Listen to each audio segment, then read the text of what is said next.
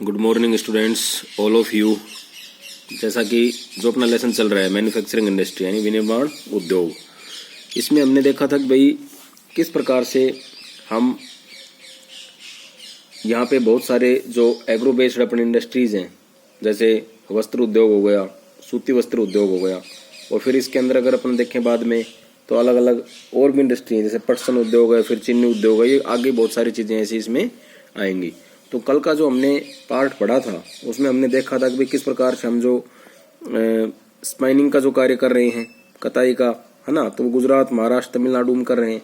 फिर उसके बाद जो लास्ट में हमने जो इसका यहाँ पे देखा था कि जो मिसमैच जो है, ठीक है, मेजर ड्रॉबैक में जो मिसमैच है इंडस्ट्री में, उद्योगों में, वो यही था कि भाई जो जैसे मान लो अपन किसी भी प्रकार से कताई का कार्य सबसे ज़्यादा करते हैं अपन, और सूती जो धागा है, जो यार्न है, जो कॉटन का, उसको हम यहाँ से एक्सपोर्ट भी करते हैं, इंपोर्ट नहीं करते। लेकिन फिर भी जो गारमेंट के जो बिजनेसमैन हैं, जो व्यापारी हैं, ठीक है, वो क्या करते हैं कि अपने यहाँ पर, ठीक है, कपड़ों को बनाने के लिए, अच्छे क्वालिटी के कपड़ों को बनाने के लिए क्या करते हैं कि विदेश अच्छी क्वालिटी के परिधान को यानी ड्रेसेस को बनाने के लिए विदेशों से इंपोर्ट कर रहे हैं। वो किसको?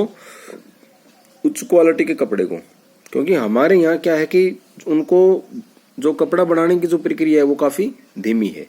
अब इसमें देखो, यहाँ से देखेंगे हम कि yarn is sold at RS 85 पर kg, यानी जो धागा है उसको हम 85 रुपए पर किलो की दर से 85 रुपए प्रति किलो की दर से हम धागे को बेचते हैं। If it is sold as trouser in fetch RS 800 पर kg, अगर हम इसको मान लो ट्राउजर के रूप में, पतलून के रूप में अगर हम इसको बेचते हैं, इसी धागे को अगर यहाँ बनाने की कोई कंपनी है तो वही कितना बिकेगा? 800 रुपए प्रति किलो। Value is added it every stage from fibre to yarn to fabric to the garment, यानी ये जो वैल्यू बढ़ रही है इसकी, ठीक है, रॉ मटेरियल था पहले, यानी जो जूट है वो रॉ मटेरियल है, लेकिन उसके बाद अगर मान लो जैसे कोई रेसे निकालते हैं अपन, धागा है वो रॉ मटेरियल से बना है और वो है 85 रुपए प्रति किलो, और उस रॉ मटेरियल को हमने एक ट्राउजर बना दिया, ठीक है, उसको वैल्यूएबल प्रोडक्ट बना दिया, तो वो 800 kg पर किलो बिकेगा। और उसी से फिर क्या है कि रेशम का जो ये जैसे मान लो धागा है, ठीक है, इससे कपड़ा, कपड़े से परिधान, है ना, इसको हम जब इस क्वालिटी में लेके आ जाते हैं तो इसका जो वैल्यू है इसमें क्या हो जाएगी? ग्रोथ हो जाएगी, ये प्रोडक्ट ऑटोमेटिक बढ़ जाएगा। अब है why is the important for us to improve our weaving sector instead of exporting yarn in large quantities. भी यही कह रहा है कि भाई हमारे लिए जैसे अपन ज्यादा मात्रा में जो यार्न है, जो धागा है, उसको हम एक्सपोर्ट कर रहे हैं, निर्यात कर रहे हैं, बल्कि हमें क्या करना चाहिए भी, जो बुनाई का जो क्षेत्र है, ठीक है, उसमें हमें इम्प्रूव करना चाहिए, उसमें हमें सुधार आवश्यक है। तो ऐसा क्यों है, किस लिए है, वो हम इसमें देखेंगे।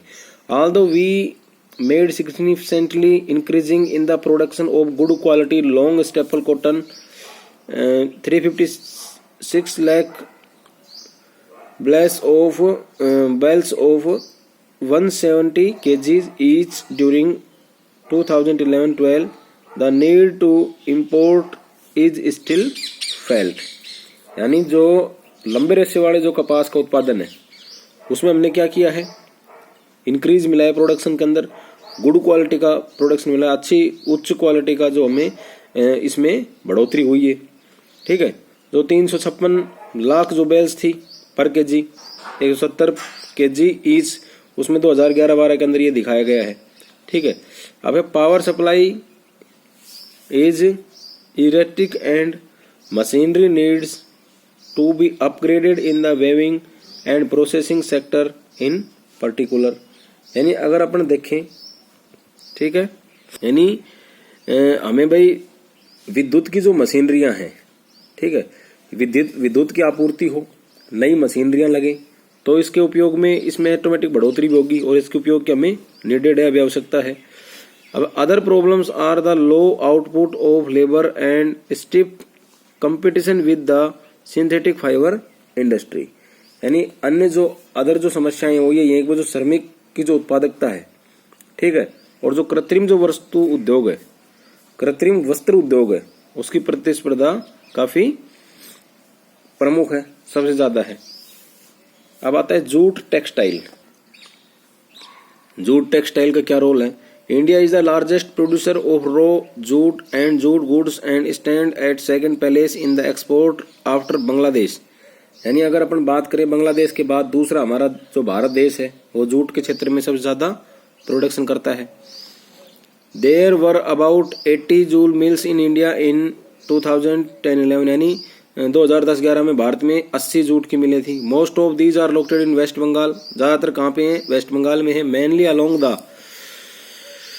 Banks of the Hooghly rivers, ज्यादातर जो हुगली नदी का जो है उसके किनारों पर है।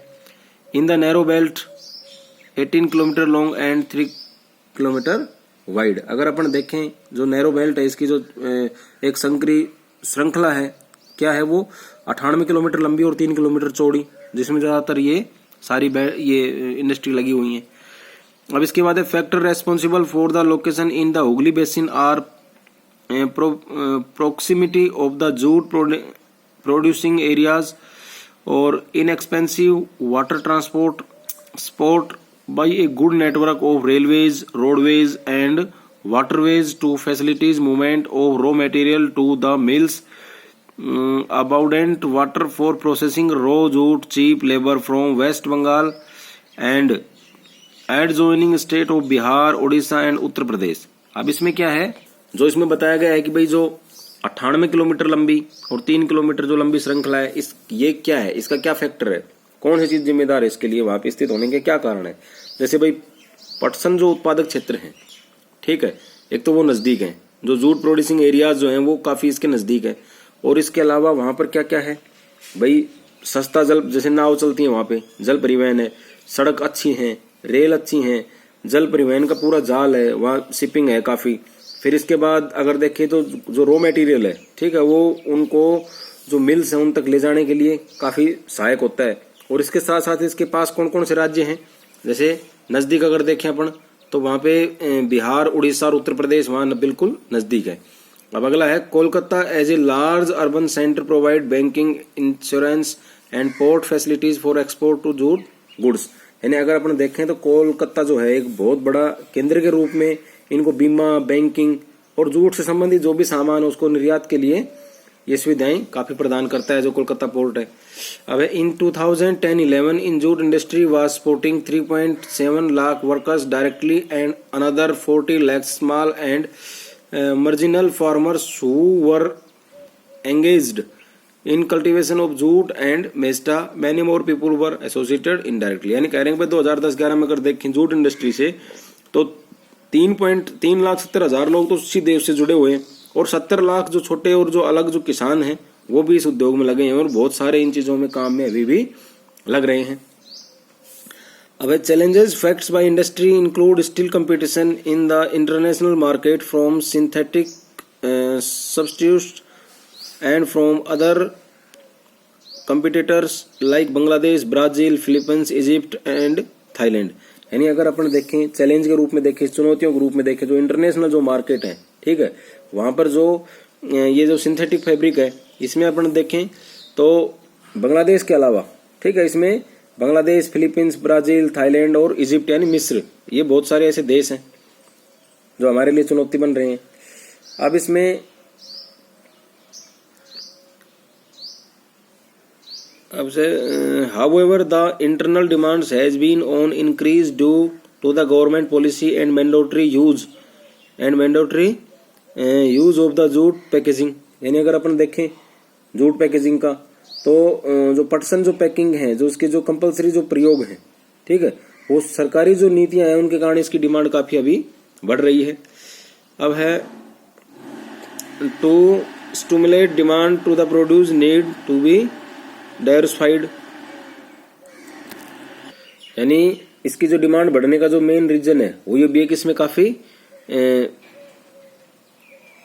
डाइवर्सिफाइड इन विविधताएं हैं। इन 2005 national jute policy was formulated with the objective of increase producing, improving quality, ensuring good price and jute farmers increasing to yard the yield per hectare। ठीक है, यानी 2005 के अंदर अब जो नेशनल जूट पॉलिसी, ठीक है, ये आई थी किसके द्वारा, गवर्नमेंट के द्वारा। इससे क्या हुआ फिर, ये जो इसमें काफी जो प्रोडक्ट है इसकी क्वालिटी में, है ना, और इसके रेट में काफी इंप्रूव हुआ, जिससे जो किसान है उनको काफी पर हेक्टर काफी अच्छी पैदा मिलने लगी। The main market are USA, इनके जो प्रमुख जो बाजार है वो क्या है, USA, Canada, Russia, United Arab Republic, UAE जिसे अपन बोलते हैं, ठीक है, UK, United Kingdom and Australia, ये इसकी मेन मार्केट है। The growing global concern for environment friendly biodegradable materials has once again opened the opportunity for the jute produce। यानी अगर अपन देखें इसके बढ़ते हुए जो वैश्विक पर्यावरण है, ठीक है, उसके अनुकूलन के लिए या उसकी इन जैसी जो मतलब ऐसा इन्वायरमेंट हो, फ्रेंडली इन्वायरमेंट हो, इनके जैसा एक मित्रतापूर्ण एक ऐसा वातावरण हो वहां पे, तो वापस इस जो विश्व की बढ़ती हुई जो जागरूकता उसने जो जूट जो उत्पाद है, जूट जो ये जो प्रोडक्ट्स हैं, इनको वापस अपॉर्चुनिटी दे दी, वापस एक अवसर इनको प्रदान कर दिया। तो जूट जो टेक्सटाइल है इसके बारे में हमने पढ़ा कि किस प्रकार से जो गवर्नमेंट की नीतियों के कारण या पॉलिसी के कारण काफी इसमें बढ़ोतरी हुई है, कई देशों में इनकी मार्केट है। तो आज हम इतना ही पढ़ेंगे, कल जो पढ़ेंगे वो फिर शुगर इंडस्ट्री के बारे में पढ़ेंगे। आज इसमें एक क्वेश्चन दे रहा हूँ, उसको आप अपनी फेयर नोटबुक में करना।